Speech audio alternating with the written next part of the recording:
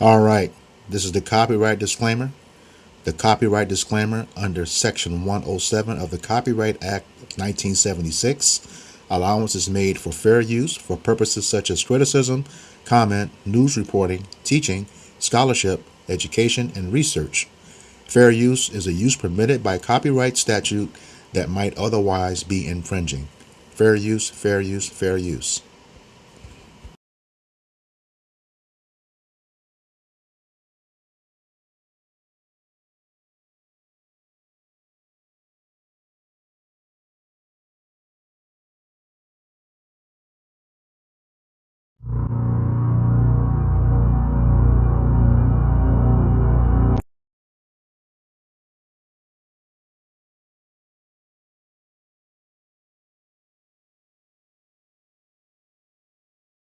My work is to ensure that before you ever learn about the Mayflower in 1620, you're going to learn about that ship in 1619 called the White Lion. You're going to learn about our stories of resistance, of the contributions of Black Americans, and we will not be erased from the narrative of the country that our ancestors built. And then we see why they're trying to ban our history, right? Because once you learn your history, you don't accept your place. Once you learn your history, you challenge the way that power is wielded against the vulnerable. So that's why they want to outlaw our history, because history will radicalize us. History will open our eyes. There's a reason we're the only people in the history of the United States for whom it was ever illegal to learn to read and write. Because we know, right, that education leads to liberation. And you can't keep people down who understand their history.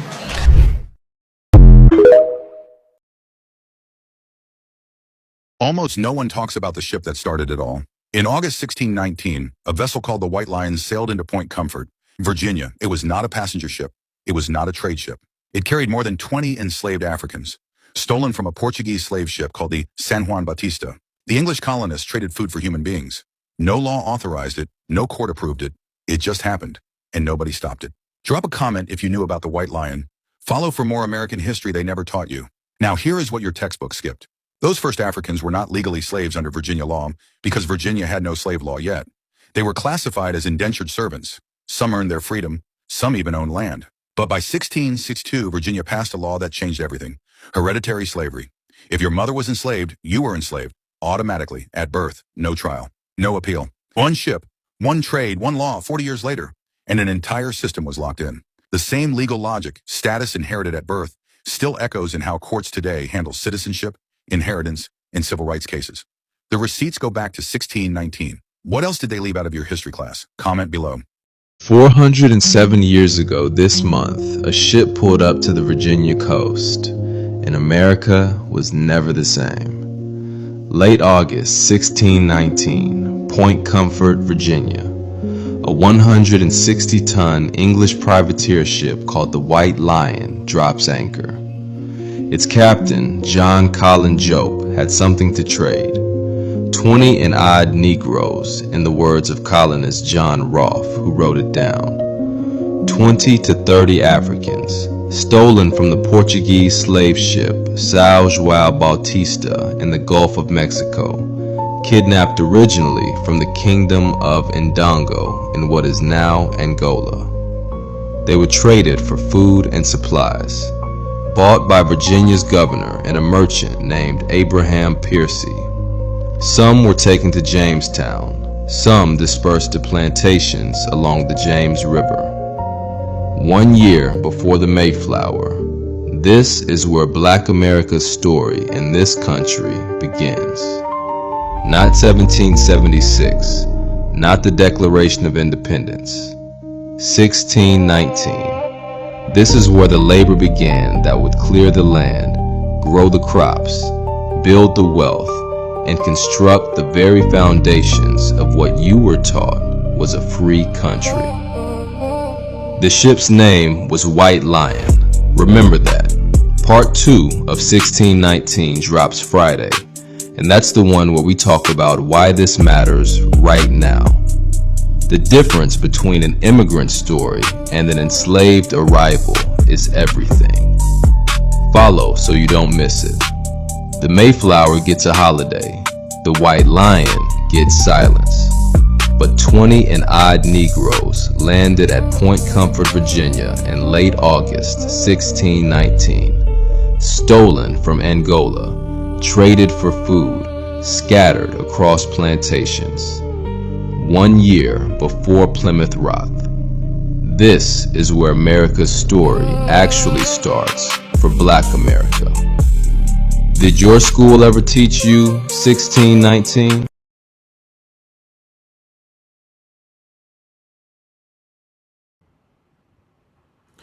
This is the book of Obadiah, chapter 1, verse 10, and it reads, For thy violence against thy brother Jacob, shame shall cover thee, and thou shalt be cut off forever. Giving all praises, glory, and honor to Yahweh, Bahashem, Yahweh Shai, Bahashem, Rahakakwadash. Double honors to the apostles and elders of Great Millstone who rule well in teaching me this 100% truth. Salutations to them and my fellow Akim who labor in this truth week in and week out on the highways and byways. Also, salutations to the hopeful elect of the scattered 12 tribes of Israel, scattered to the four corners of the earth, that be like unto the speckled bird, also known as your Israelite foreigners and your so-called Negroes, Latinos, and Native Americans. To you, I say Shalom. This is your brother Ayashar Barazar from the Indianapolis branch of the Great Millstone, coming back at you with another lesson that is edifying to the elect body of the nation of Israel. And we got this article here from EJI, which stands for Equality Justice Initiative. And we're going to be talking about, that first slave ship that appeared, August 20th, 1619, called the White Lion. But back to that scripture, for thy violence against thy brother Jacob, shame shall cover thee, and thou shalt be cut off forever. This is talking about Esau Edom, the so-called white man who is the wicked, according to Malachi 1 and 4. All right. And, the time's at hand. We don't care what you think, Esau. You are an Esau Edom, point blank, period. All the tokens point to you, everything that you've done in history. I was just looking at, what's that, First Ezra 4 and 45, where it talks about you burning our temples. We know that there's nothing new under the sun, even though our temple, was our place of our worship back then. Look at what you did today with all the churches. The same people doing the same thing all over again. All right. That's one of your signs to let us know who you are. Just like this, this is talking about these slave ships is one of the signs to know who we are and who was involved. All right. It says, shame shall cover you. Look at you now. You're scared. You're angry because your history is coming out. Nobody sees you as the model person of the earth anymore. You are now the scum, and that includes your leaders, who are pretty much running the country and own everything, all the media, all the news, all the grocery stores, in control of everything. All right. The small hats. All right. It's you, They are also of the nation of Edom, specifically from the tribe of Amalek, who's said in the scriptures, Numbers 24 and 20, would be the first of the nation, the chief nation. And you are the chief nation right now running everything. All right. But you're also the most wicked. And we know the stuff that's coming. We do. All right. You are the most wicked of all the nations. Not only did you finance the transatlantic slave trade and own the ships, you own the insurance companies as well too, and had a huge share in ownerships of slaves. All right. So, without further ado, I'll go ahead and get into the. It says, and you should be cut off forever. Yeah. After you all, serve slavery under us, twice as long and twice as hard as we served under you, you're going to be cut off forever. That means eliminated from existence. Thus says the scriptures. It's not my words. These are the words of the Bible. You will be eliminated from history, existence, a vapor, a memory, never to rise again on this earth. All right. In leadership. All right. Again, this is titled Traffickers Bring First Enslaved Africans to Jamestown, Virginia. All right. Again, this article is from EJI, which means Equality Justice Initiative. And I'll put a link to the article in the description box of the video. It says the stage was set for slavery in the U.S. as early as the 14th century, when Spain and Portugal began to capture Africans, which are actually Israelites. Okay. Africa is a continent, not a bloodline. You got a lot of different countries over there and all different people. All right. It says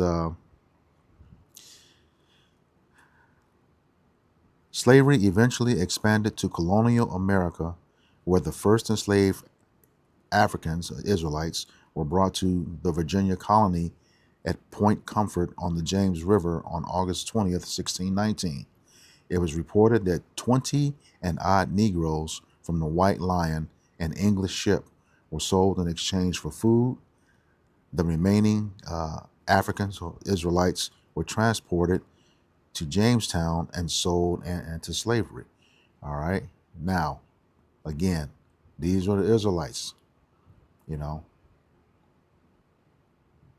southern kingdom of Israel, Judah, which was Judah, Levi, and Benjamin.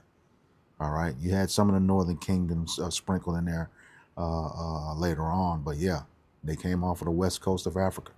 All right. If you look at a 1747 Negro land map, it's called Wida, but there's a slave coast. All right. It's literally written on the map. All right. But this is that curse in Deuteronomy 28:68. Let me get that.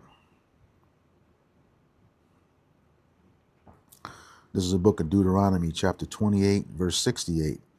It says, and Yahweh Bashem Yahushai shall bring thee into Egypt again with ships. All right.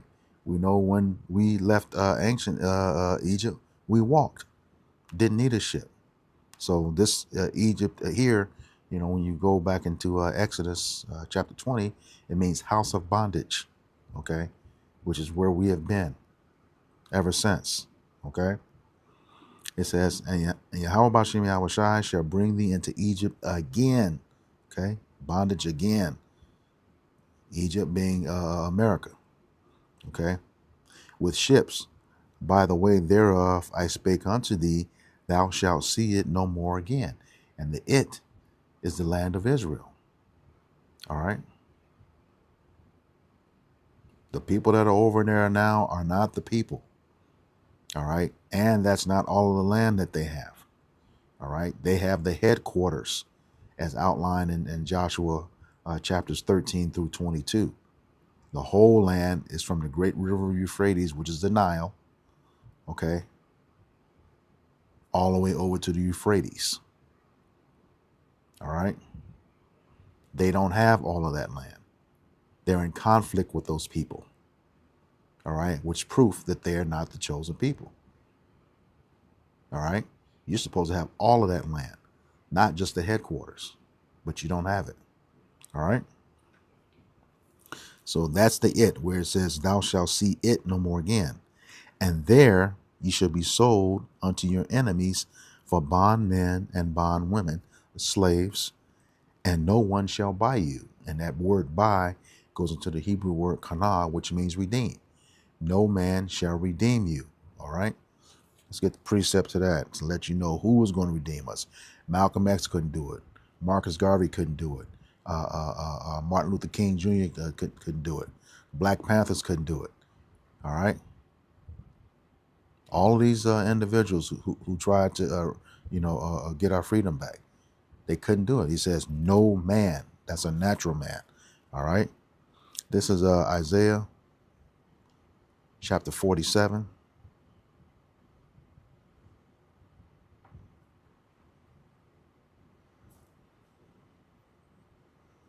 All right. starting at verse 3.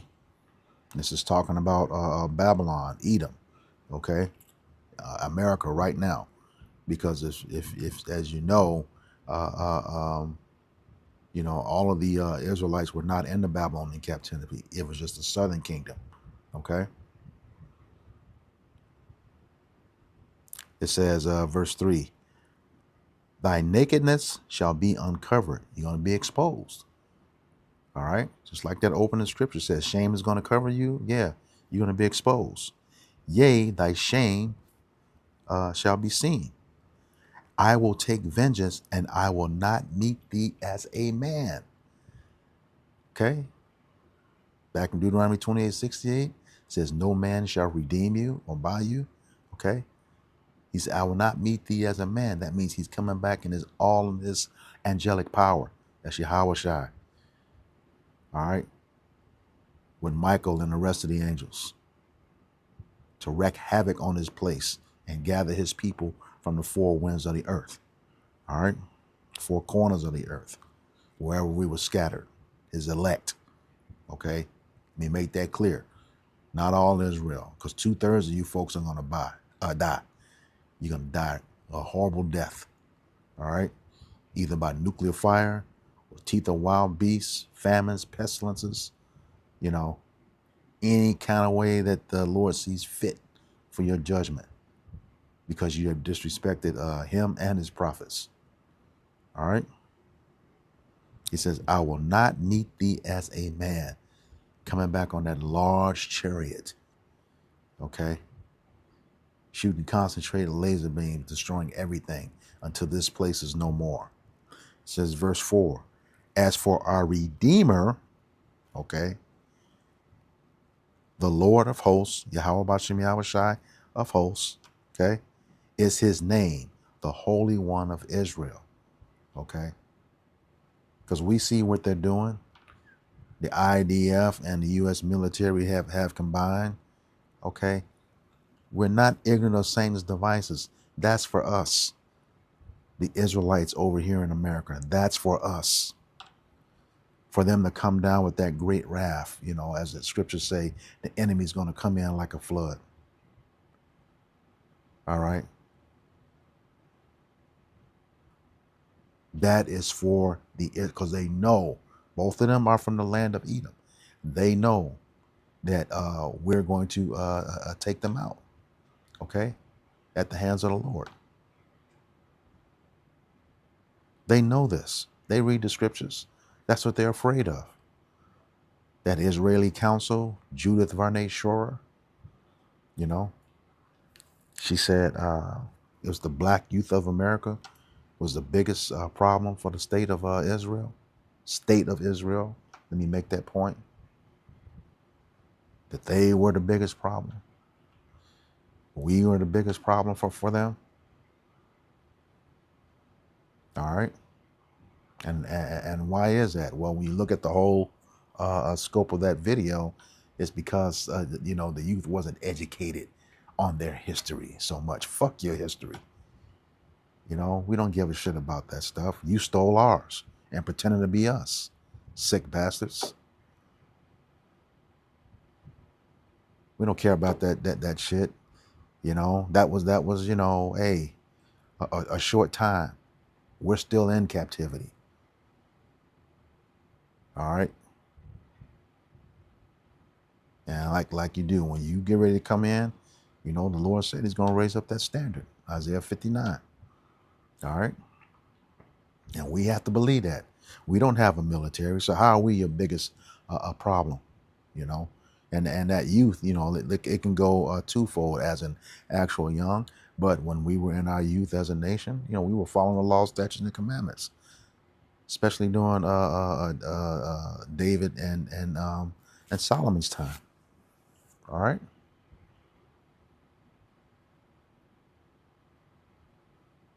So you can look at that two ways. And we went away from that, which is why we're in a spot that we're in now. Okay? Scriptures say that too. You won't find those people ever in history on any photos with yokes of iron around their necks. You won't find them on slave ships. That's because they owned them. All right. This is the book of Baruch. It's in the Apocrypha. Baruch, scribe for the prophet Jeremiah, chapter 4, verse 1. All right. So you'll know that it's talking to Israel. It says, this is the book of commandments of Yahweh Ba'Shem Yahushai, and the law that endureth forever. So you Christian churches, the law is not done away with. It says, all they that keep it shall come to life, but such shall leave it shall die. And you know that you see pretty much the same thing in Deuteronomy chapter 28. You know, if we kept the law, statutes, and commandments and the ordinances, you know, we're gonna live and be blessed. All right, you went away from them. Hey, all those curses. Deuteronomy 28, chapter 15, verse 68. You know, they're going to happen, and I always bring out, you know, in those stretch of scriptures, the word shall or shout appears 113 times. It means inevitable. It must happen and must happen. Also means with absolute certainty. And those curses did come to pass. They are still here, starting to lift now. All right, and we know that. It says, turn thee, O Jacob, and take hold of it. Walk in the presence of the light thereof, that thou mayest be illuminated. All right? Have that light, have that wisdom. All right? It says, give not thine honor to another, nor the things that are profitable unto thee to a strange nation. And that's just what John Hyrcanus says when he converted them. Those Amalekites, those Edomites, okay?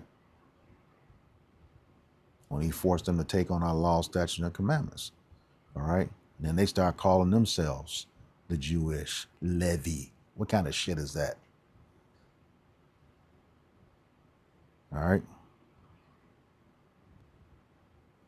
So, you know, give not thine honor to another, nor the things that are profitable unto thee to a strange nation. You know, the Lord said, Matthew, was that 7 and 6? Give that not which is, let me just grab it so I won't butcher, and I'll come back to this. Matthew 7 and 6.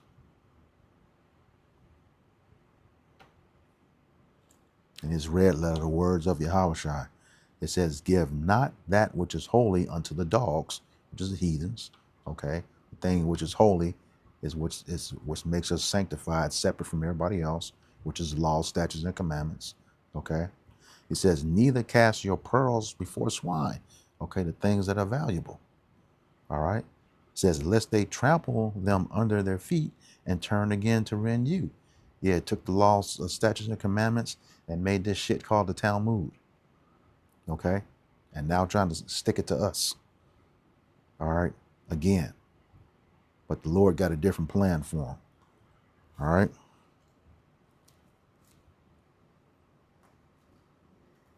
Continue on. Back in Baruch. It says, O Israel, happy are we, for the things that are pleasing to Yahweh Ba'Shem Yahushai are made known unto us. Okay? Law, statutes, and commandments. It says, be of good cheer, my people, the memorial of Israel. It says, ye were sold to the nations, not for your destruction, but because ye moved Yahweh Ba'Shem Yahushai to wrath, and ye were delivered unto thy enemies. For ye provoked him that made you by sacrificing unto devils and not to Yahweh Ba'Shem Yahushai. All right. That's why we went on to those slave ships to Egypt again. All right. We were sold just like it says here. All right. Back to the article.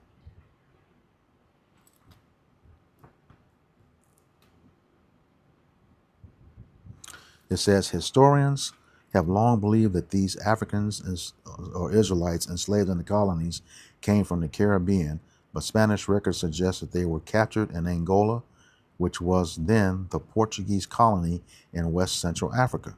All right, just like I was talking about that 1747 Negro land map off the coast of West Africa. It says it's the slave coast. All right, it says while aboard the ship Sao Joao Bautista, bound from Mexico, they were stolen by two English ships.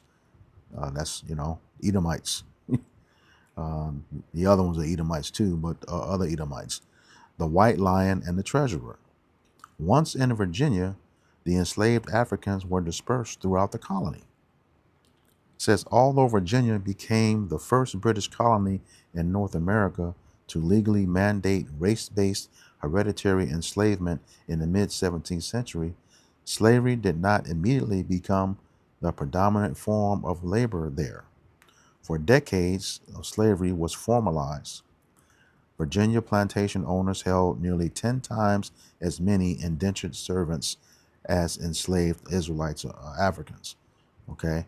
And many of the indentured servants were white. Now, we got to keep in mind here, indentured servants, first of all, they didn't receive any of the brutality that the Israelites received, or what they call here the Africans. Okay? And they also paid off a debt. All right? They were working off debt. Okay? That wasn't the case with us. Not only what it was a brutal, beyond humiliating. They weren't buck breaking those indentured servants. They weren't ripping their babies out from the wombs and stepping on their heads.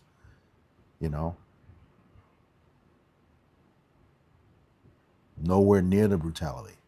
So we don't want to hear that shit. All right? Indentured servitude was nowhere close to chattel slavery. Couldn't touch it with a feather. You want to keep bringing that nonsense up. No. All right? And you got to go back home, but a lot of them were used as slave catchers, managing the fields, overseers. That's what they called them.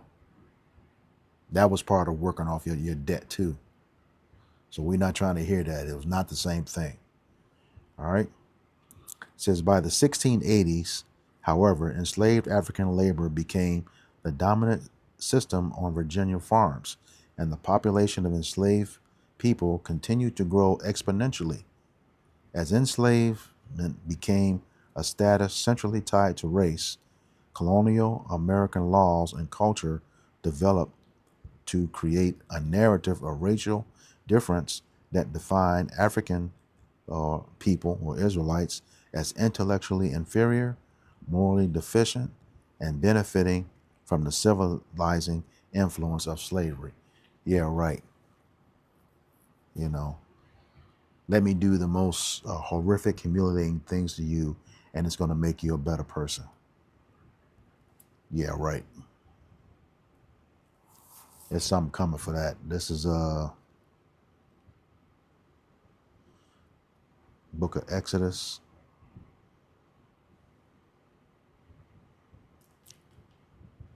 I believe it's 21 and 16.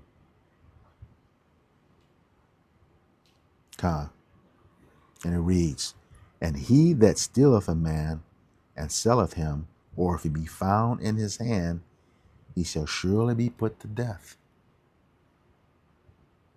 This is what you so-called white people got coming. All right? And you small hats. This is what you got coming for what you did to us, what you're doing to us. Shall surely be put to death. That's scripture. All right? For all the brutality. All of that was not going to go, you will not be acquitted for that whatsoever. And yes, we have found in your hands. This is Baruch,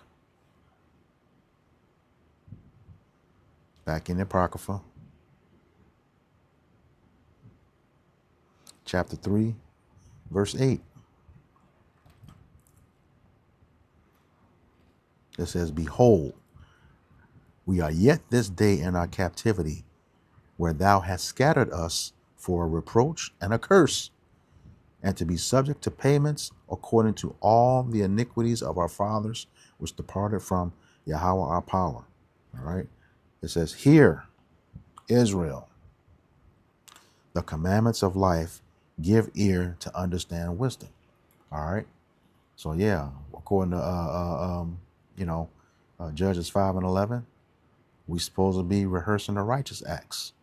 All right, let me grab that in the places of drawing water, which is service. Judges 5:11. Okay. It says, "They that are delivered from the noise of the archers," that's those nuclear missiles, "and the places of drawing water, servitude, here in Babylon the Great, aka Egypt, aka America." Okay. It says, "There shall they rehearse the righteous acts of Yahweh Bashem Yahushai." That's doing our best to keep the law, statutes, and commandments. All right. It says, "Even the righteous acts towards the inhabitants of his villages in Israel. Then shall the people of Yahweh Bashem Yahushai go down to the gates." All right. So yeah, that's what we're supposed to be doing over here. Rehearsing the righteous acts. The prophets out on the highways and byways, week in and week out, showing our people their transgressions and prophesying the downfall of this kingdom. That's what we're supposed to be doing right now. Prayer without ceasing, fasting. Okay.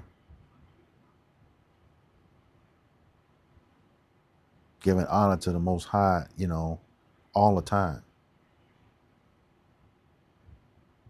Never stopping.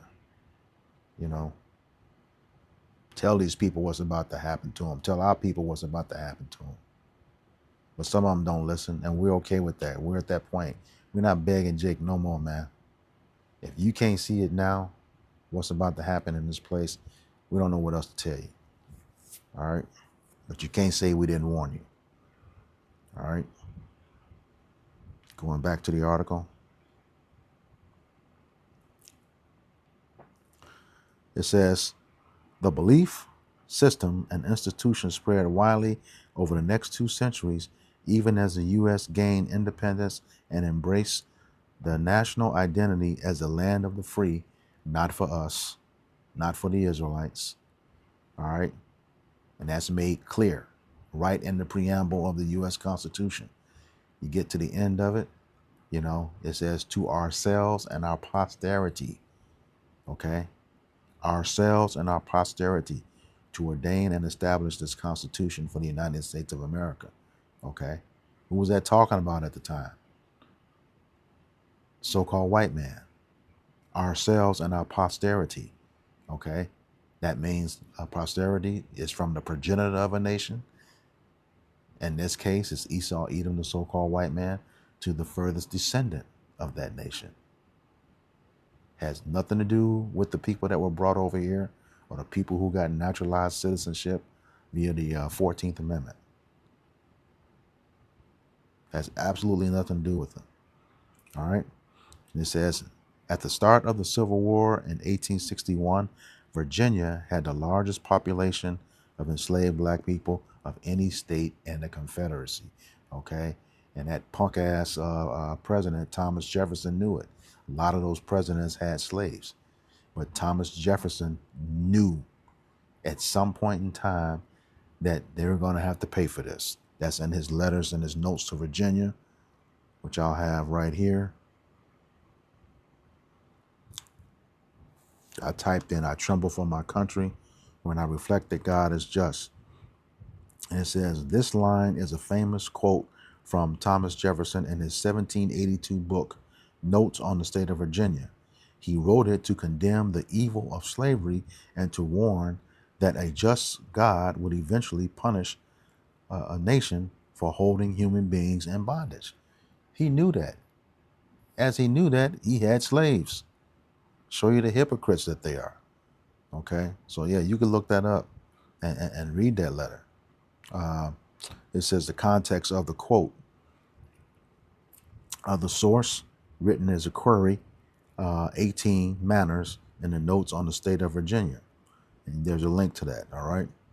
It says, meaning Jefferson argued that slavery corrupted both the slave and the master, creating a system of absolute despotism. All right, let's look up that word despotism.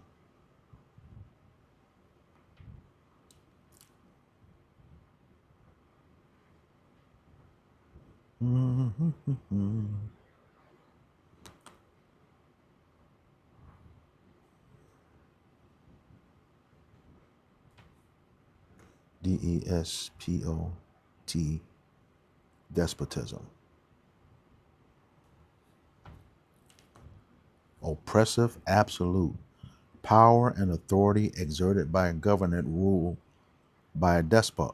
Okay, let me look up that word, the root word, despot. A ruler with absolute power and authority. All right, that's going back to what I was saying. We were sold into our enemies for what we did. Okay, one exercising power tyrannically, a person exercising absolute power in a brutal and oppressive way. All right, so he knew this, yet he still had slaves. Damn hypocrite. All right, go back to that. Okay, it says, warning. He believed that divine justice would not let the crime of slavery go unpunished. And he's exactly right. All right. Raising the fear of a violent uprising or divine retribution. And see, that's the thing. It's not like this curse said, you know, no man, that's an ordinary man, shall buy you or redeem you. Okay. The most violent is when the Lord comes back on those chariots. Okay. To a land ruled by Edom. All right. You are going to be destroyed to no end. It's Isaiah chapter 14.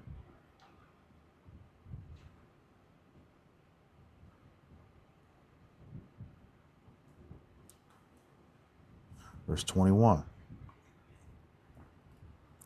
And it reads, prepare slaughter for his children, for the iniquity of their fathers, that they do not rise, nor possess the land, nor fill the face of the world with cities.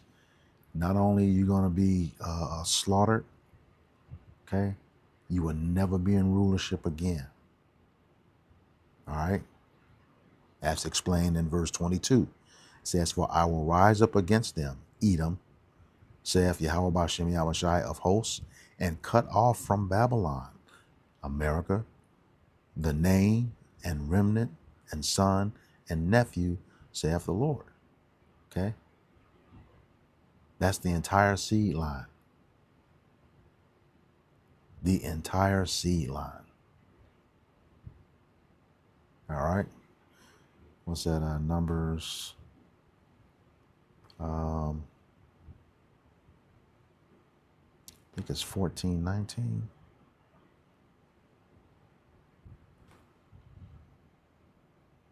14:18. All right. It says,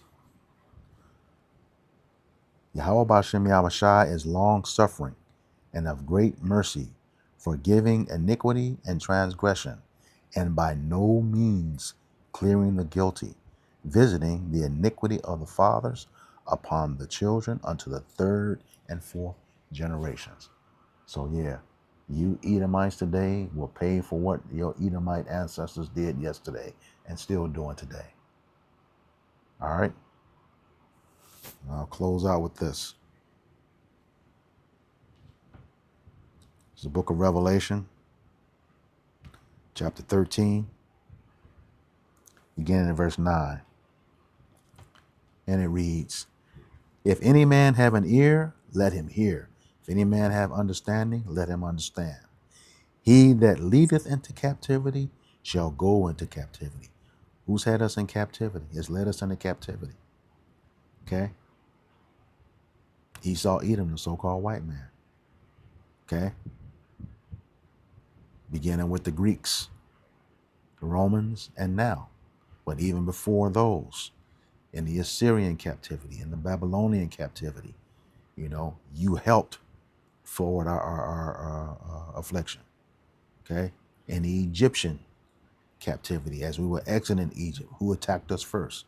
Amalek, the so-called Jewish people today. All right. And as we were on our way, Edom came out to fight us, but the Lord said, just move around. You don't have to deal with them right now. All right. Back in verse 10, he that leadeth into captivity shall go into captivity. He that killeth with the sword must be killed with the sword. Okay.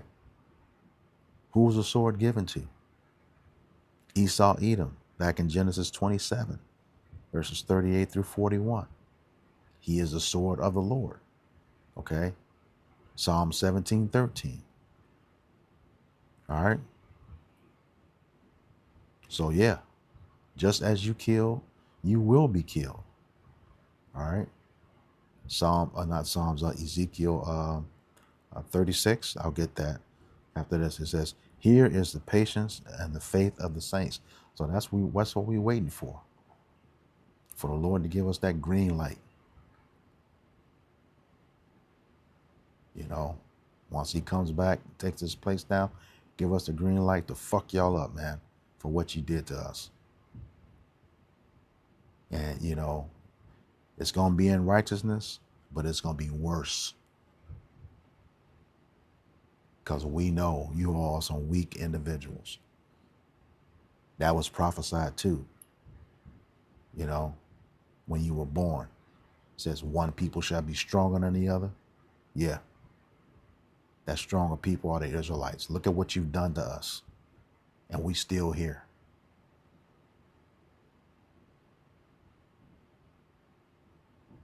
That ought to tell you something. A resilient people. You on the internet crying now for stuff that, hey, we've been dealing with forever. But it's cool though. All right. This is Ezekiel 35.